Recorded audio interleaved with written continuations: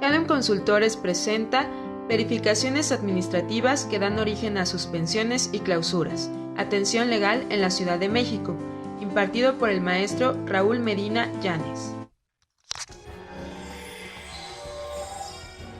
Cadem Consultores, líder en consultoría empresarial y actualización profesional. Y a platicar de manera breve de la verificación administrativa y me voy a enfocar a la norma y reglamento y ley que rigen en la Ciudad de México. Esto en el entendido de que en cada estado de la República rigen para efecto de la verificación administrativa en materia local distintas normas, reglamentos y leyes, pero que de manera general son parecidas entre sí.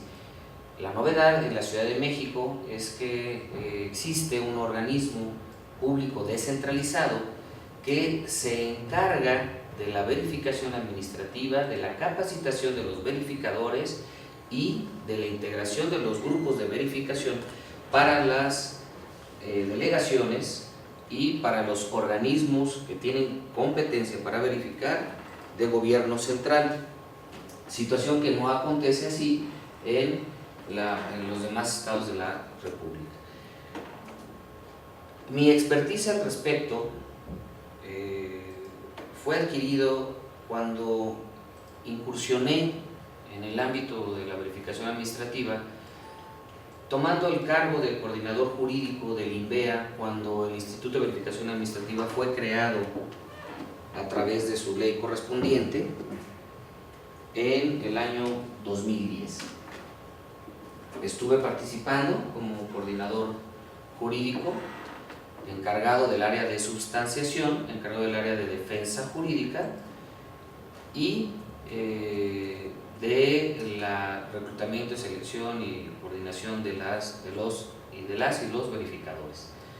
Durante 2 años, esa fue mi experiencia y pues de eso les vengo a platicar.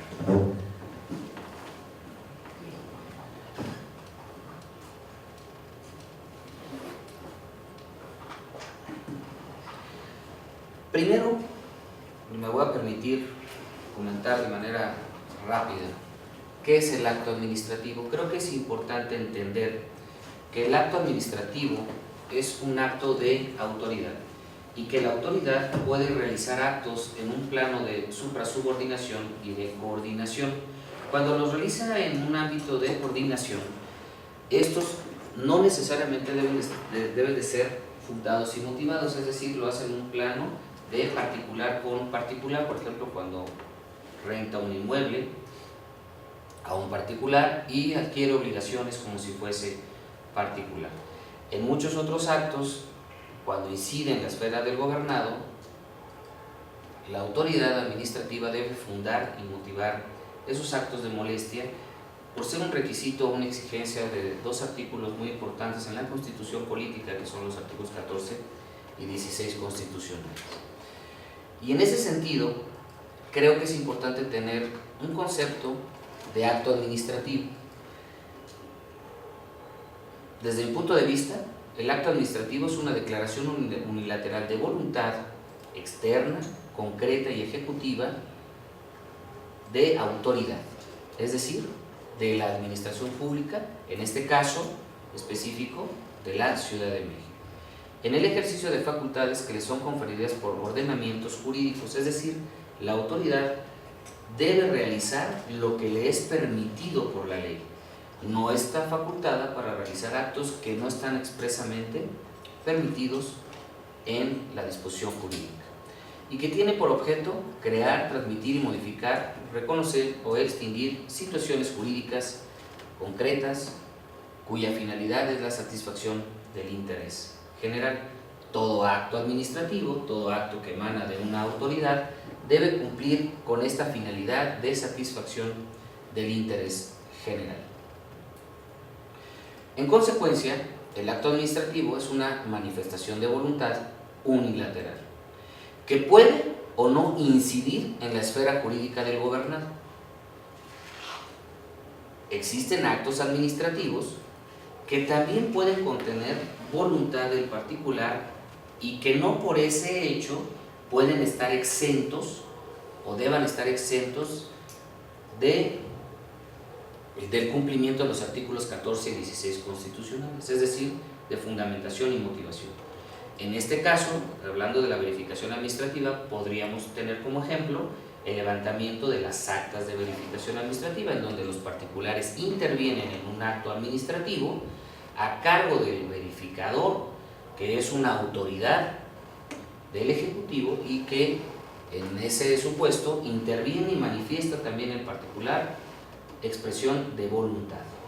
En ese caso, no por ese hecho, el acto administrativo, es decir, el acta de verificación, puede carecer de la fundamentación correspondiente y no por ese hecho también puede carecer de ser emitido por autoridad competente. En este supuesto debemos de cumplir con la primera obligación y más importante, considero yo, del acto administrativo, es decir, la competencia de la autoridad. La competencia de autoridad para emitir los actos es atribuida por el ordenamiento jurídico. Insisto, nada puede hacer la autoridad que no esté establecido y permitido en la ley, en el ordenamiento jurídico. Y para esto tenemos tres criterios de competencia, principalmente, que son el jerárquico, es decir, la atribución y la facultad específica en la norma, de acuerdo a las facultades y de acuerdo a las jerarquías que establece la estructura orgánica de cada dependencia. El material, es decir, respecto de aquello que en este caso puede o no verificar una autoridad, y el territorial, es decir, el ámbito de jurisdicción, de competencia territorial en donde la autoridad podrá realizar esas actividades. En el caso específico, tendríamos que decir que el Instituto de Verificación Administrativa de la Ciudad de México, es decir, del Distrito Federal, y los verificadores adscritos al INVEA podrán verificar solo en la Ciudad de México. El presupuesto de hecho determinante para una resolución administrativa. ¿Esto qué quiere decir? Que para efecto de la validez de una resolución administrativa, los supuestos, es decir, las hipótesis normativas deben ser colmadas con hechos o actos de autoridad y de particular. En este caso, para que el acto administrativo sea válido, debe darse el presupuesto de hecho que la norma prevé de manera hipotética. Así, para que una sanción pueda ser impuesta, es necesario que efectivamente se haya cometido la infracción al ordenamiento jurídico y que el ordenamiento prevea la posibilidad de imponer tal sanción. Este presupuesto de hecho determinante es fundamental también porque la autoridad no puede sancionar aquello que es similar, análogo o aquello que no está presupuestado o expuesto de manera hipotética en la norma. La autoridad solo puede sancionar los hechos de acuerdo a lo establecido en las hipótesis normativas, los incumplimientos a la disposición normativa. Si la autoridad, por ejemplo, quiere sancionar a un establecimiento por no tener o carecer de un uso de suelo específico para una actividad que no está regulada expresamente en ninguna de las normas, ese acto administrativo carece de un presupuesto de hecho determinante y no podrá imponer una sanción a aquello que no está regulado. Un supuesto es diferente cuando no está regulado a aquel que está prohibido o no está permitido. Y la sanción es para aquel presupuesto que no está permitido o que se encuentra prohibido, pero no para aquel que no se encuentra expresamente regulado. En este caso, este supuesto queda muy bien como ejemplo en los casos de uso de suelo, porque hay muchos usos de suelo específicos en la Ciudad de México que están expresamente normados en las normas de desarrollo urbano. Sin embargo, algunos otros no encuentran una regulación específica. Esos que no encuentran una regulación específica pueden ser considerados similares a algunos regulados de manera expresa a través de un procedimiento que se sigue en la Secretaría de Desarrollo Urbano y Vivienda para efecto de homologar actividades a las ya reguladas. Pero esto no implica que la autoridad pueda sancionar el ejercicio de una actividad que no se encuentra expresamente regulada. Insisto, esta es diferente a aquella que está prohibida o no está permitida por la ley, por las normas. ¿Cuál es la finalidad del acto? El fin público, esa es la finalidad del acto, y está determinado por el ordenamiento jurídico, es decir, la ley es la que establece cuál es la finalidad de cada uno de los actos. El acto administrativo, en cuanto es ejercicio de una potestad, debe servir necesariamente a ese fin específico señalado por la norma. Si la administración se aparta de él, estará actuando ilegalmente. ¿Esto qué quiere decir? Que la autoridad, insisto, no puede realizar nada que no le permita la ley y que además los actos jurídicos que realiza deben tender al cumplimiento de sus fines, los fines para los cuales fue creado. En este caso, la verificación administrativa es un acto jurídico creado para prevenir y para cerciorarse del cumplimiento de la normatividad en materia administrativa respecto de alguna regulación específica de actividades. Por ejemplo, el establecimiento mercantil, por ejemplo, el desarrollo de una obra en construcción, por ejemplo, respeto al medio ambiente, entre otros. ¿Vale? Espectáculos, bueno, espectáculo, ¿pero qué te refieres? ¿A espectaculares o espectáculo público? Espectáculo público y también publicidad, ¿no? Publicidad exterior, que es medio ambiente y desarrollo urbano.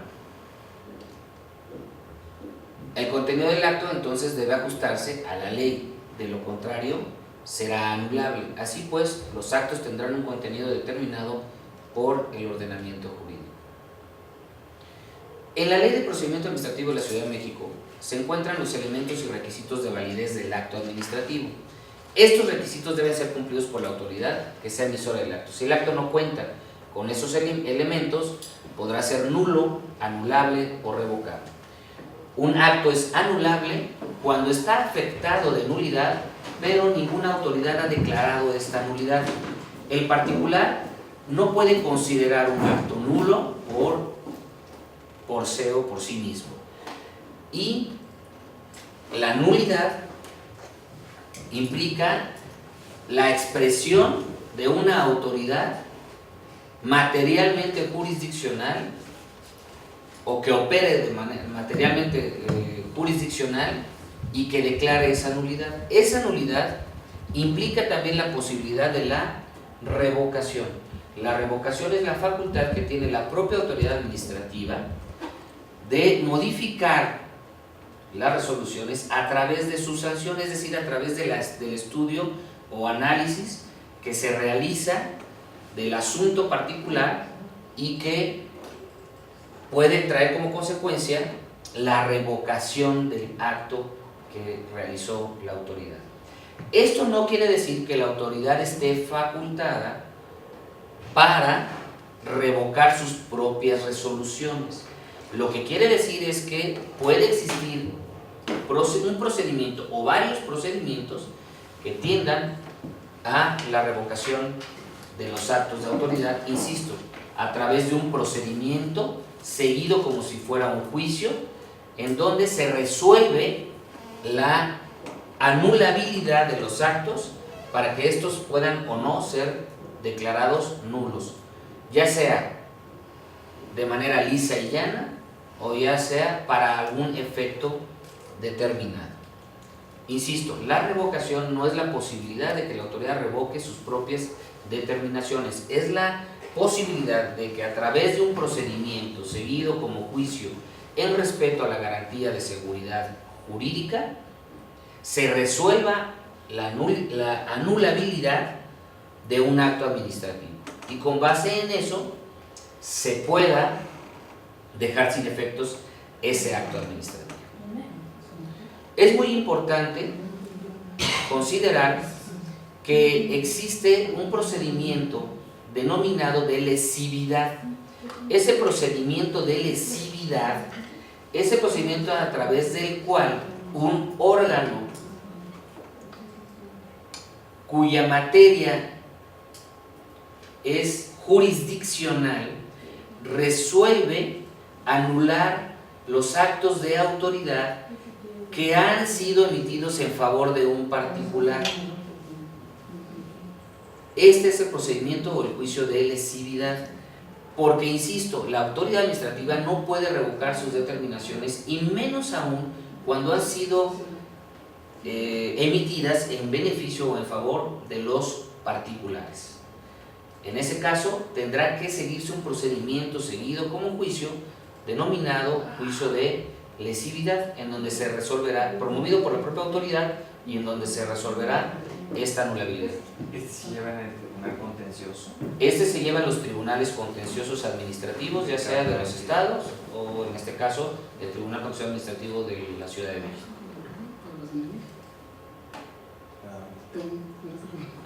Para los participantes que están en línea, para que nos escuchen. Sí. Preguntaba que si se llevaba en el tribunal contencioso el procedimiento de lesividad. Así es, se lleva en los contenciosos, en los tribunales contenciosos de los estados, de la Ciudad de México, y que son órganos jurisdiccionales o materialmente jurisdiccionales, aunque formalmente pertenecen a la administración pública, porque pertenecen al poder ejecutivo, no pertenecen al poder judicial. De hecho, vale la pena mencionar que en la Ciudad de México ya se interpuso una reforma constitucional para poder convertir los tribunales administrativos en tribunales que pertenezcan al poder judicial, es decir, formal y materialmente jurisdiccionales. Esta iniciativa está muy pendiente de resolverse, pero bueno, ese es otro tema, y es un tema también complejo. Creo que pasar de un poder a otro no va a implicar la mejora en la resolución de las controversias, y al final pues creo que han funcionado de manera más o menos correcta los tribunales administrativos.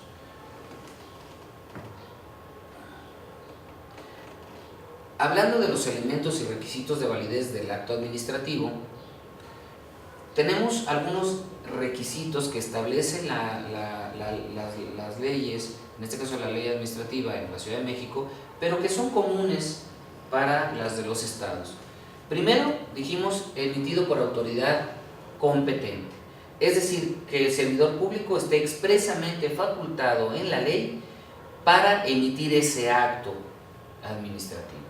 Si se trata de órganos colegiados, deberá ser emitido con la acreditación de que han reunido el quórum que la ley exige para ese efecto, que se convocó de acuerdo a las determinaciones de la ley y que se respetaron las disposiciones jurídicas para la emisión de los actos. También deben expresar el lugar y la fecha en que han sido emitidos. Deberá hacer mención de la ubicación de la unidad administrativa que emite el acto y en dónde puede ser consultado el expediente. En el caso de los actos administrativos que por su contenido deban ser notificados personalmente, debe hacer esa mención el acto administrativo. También, si el acto administrativo es recurrible, que todos deben ser recurribles, deberá mencionarse el término con el que se cuenta para interponer el recurso de inconformidad, así como la autoridad ante la cual puede ser presentado. En caso de omitirse este presupuesto, normalmente lo que establece la ley es una prolongación del término para la interposición del recurso correspondiente y que sean expedidos sin que medie error respecto a la referencia específica de identificación del expediente, documentos y nombres de las personas. Esto es en cumplimiento al principio de seguridad jurídica. Es muy importante también comentar que el acto administrativo también puede ser normativo. y que para lo que habíamos comentado, lo que había comentado del juicio de lesividad, pues no opera en el caso de que se trate de normas. Por ejemplo, el reciente aviso que fue publicado y que ahora ya ha quedado sin efecto porque ya transcurrió el término, de la modificación al programa No Circula en la Ciudad de México. Ese aviso que se emitió en marzo es un acto administrativo normativo, es decir, no incide en la esfera del particular de los gobernados de manera particular, sino incide de manera general, y en este presupuesto podría entenderse que no es necesario el juicio de lesividad para efecto de intentar dejar sin efecto el programa publicado en diciembre de 2015 para que pudiera tener vigencia el aviso del mes de marzo de 2016, en donde encontramos una gran diferencia. El programa de diciembre de 2015 permite circular a los vehículos que tienen hologramas 0 y 00 porque cumplen con los límites de emisión de contaminantes que establecen las normas generales en materia internacional, y que el aviso del mes de marzo dispone que dejan de circular cualquier vehículo por lo menos un día a la semana y determinado fin de semana, sin importar si tienen holograma 0 o 00, es decir, sin importar si han cumplido o no esas normas específicas de emisión de contaminantes. Ese acto administrativo pudiera entenderse que debió de haber respetado el principio de seguridad jurídica atendiendo al juicio de lesividad para poder dejar sin efecto el derecho del particular que ya le había otorgado el programa circular si obtenía un holograma 000. Sin embargo, al tratarse de un acto administrativo normativo, podría también sugerirse que no es necesario el juicio de lesividad, insisto, porque es un acto administrativo normativo, no es un acto administrativo emitido de manera individual o particularizada en beneficio de un gobernado o de un grupo de gobernados. ¿Cómo puede ser el acto administrativo? Podríamos decir de manera general que puede ser interno y puede ser externo. El acto administrativo interno podríamos considerarlo como una asignación de labores, una determinación de horario de trabajo, un memorándum, una circular interna que determine los procedimientos a seguir para la atención de asuntos específicos relacionados con la actividad de gobierno, con la administración pública. Y el externo es aquel que se entiende trasciende a la esfera de los particulares, el cual habrá que cuidar que esté fundado y motivado. En atención a su finalidad puede ser preliminar o de instrucción, decisorio o de resolución. Por ejemplo, podríamos considerar como de instrucción una orden de verificación y decisorio de resolución y de ejecución. El decisorio es el acta administrativa, de resolución la resolución misma del procedimiento de sustanciación o de calificación de acta, y la ejecución pues la forma o el mecanismo que se utilizará para hacer cumplir las sanciones que la resolución misma establezca. Por su contenido y efectos, podremos decir que el acto administrativo pueden ser aquellos que otorgan derechos a los particulares, aquellos que restringen tales derechos, o los que simplemente aclaran o confirman una situación de hecho o de derecho. Por ejemplo, aquel que da permiso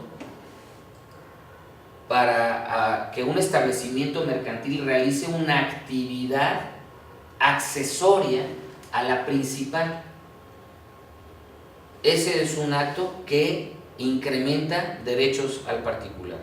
Aquel que lo restringe, por ejemplo, aquel que es emitido para que un establecimiento mercantil pueda vender bebida alcohólica, pero limitado a vinos y cerveza, cuando vende alimentos abiertos, preparados, y no así para poder vender alcohol general, solo cerveza y vino.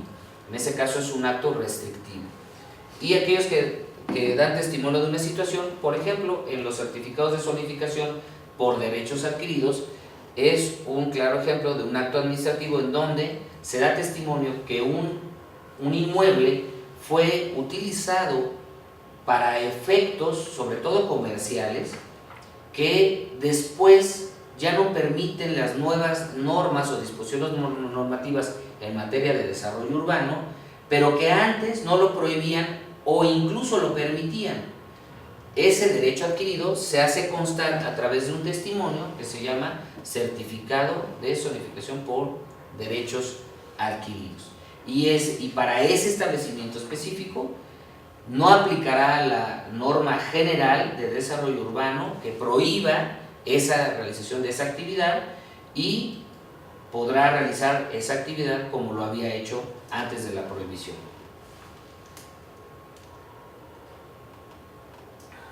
Habiendo más o menos hablado de manera general del acto administrativo, procederemos ahora a tratar el procedimiento administrativo.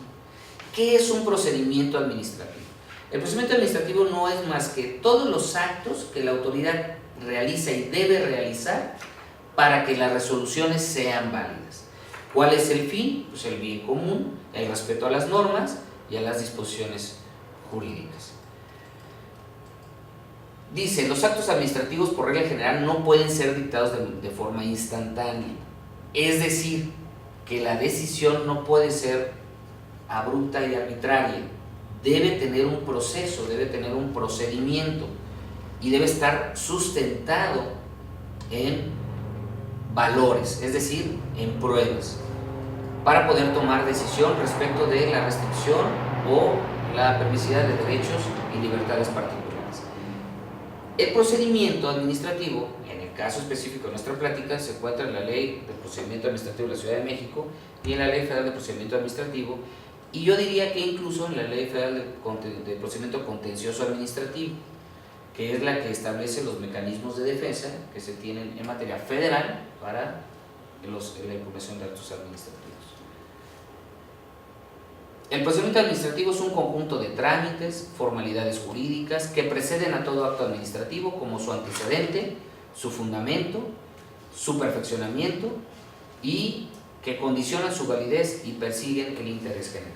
Por ejemplo, dentro de la verificación administrativa que se realiza en la Ciudad de México para el cumplimiento de las normas, podemos tener que este puede iniciar a través de una queja ciudadana, es decir, cualquier persona puede interponer una queja ante la autoridad porque se esté realizando una obra que incumple la normatividad, o sea, las normas, los permisos, que no tiene permisos, que sus actos desbordan el permiso otorgado y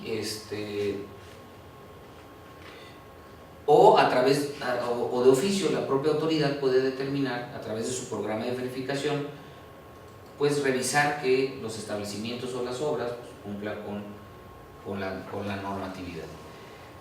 Después de esto, debe emitirse una orden de verificación determinando específicamente qué es lo que se va a revisar, qué es lo que se pretende y qué es lo que se va a revisar. Y con base en ello, el verificador tendrá que levantar un acta sin poderse exceder de lo que le ha sido ordenado para revisión. Por ejemplo, si el verificador